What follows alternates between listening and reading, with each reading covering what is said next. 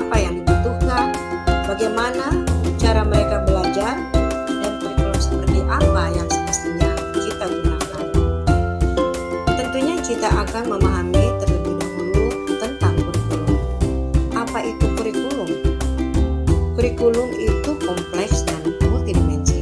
Kurikulum dapat dimaknai sebagai titik awal sampai titik akhir pengalaman belajar murid. Kurikulum diibaratkan juga jantungnya pendidikan. Jika jantungnya lemah, maka proses penyaluran darah tentunya tidak lancar dan bisa berakibat fatal.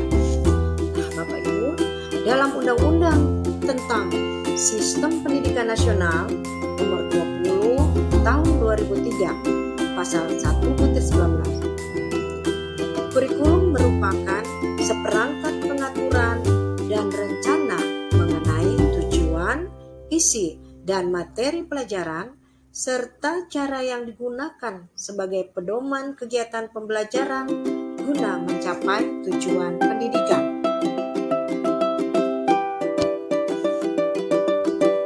Nah, Bapak dan Ibu guru, tentunya kita pun perlu mengetahui apa peran dan fungsi kurikulum. Kurikulum berperan sebagai pedoman dan acuan dalam pembelajaran. Bagi guru adalah untuk memandu dalam proses belajar murid. Sedangkan optimalisasi dalam kerangka kurikulum berperan dan berfungsi sebagai satu, mewariskan nilai dan budaya masyarakat yang relevan dengan masa kini. Dua, mengembangkan sesuatu yang dibutuhkan saat ini dan masa depan. Tiga, menilai dan memilih sesuatu yang relevan atau kontekstual sebagai kontrol sosial. Dengan murid yang beragam suku, budaya, bahasa, adat istiadat, dan agama harus menjadi pijakan awal pengembangan kurikulum sehingga kurikulum dapat digunakan sesuai dengan konteks satuan pendidikan itu berada. Hebat. Lalu, mengapa kurikulum perlu berubah? Kita ketahui bersama bahwa dengan maraknya isu kekinian seperti perubahan iklim global, teknologi digital, industri multinasional, transformasi budaya, menuntut satuan pendidikan menyiapkan kurikulum yang membantu murid untuk menghadapi dunianya yang penuh tantangan. Sehingga itu, alasan kurikulum perlu dirubah. Tentunya, pertama, untuk menyesuaikan dengan kebutuhan murid dan perkembangan zaman.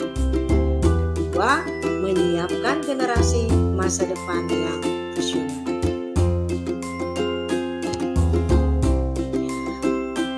Bukan hanya siswa, saat ini guru pun harus mengikuti perkembangan zaman, yakni mampu beradaptasi dengan literasi digital dalam proses pembelajaran.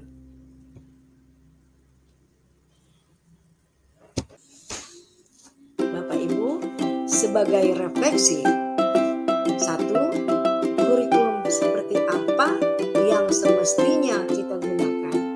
Dua, apakah kurikulum yang digunakan sudah sesuai dengan kebutuhan murid?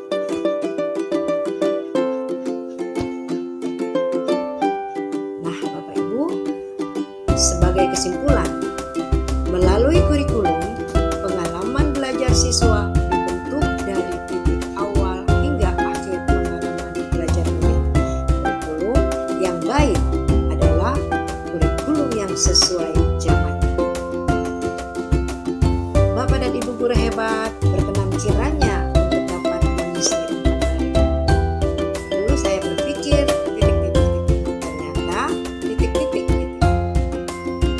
Langkah kecil yang akan saya lakukan setelah ini, titik-titik.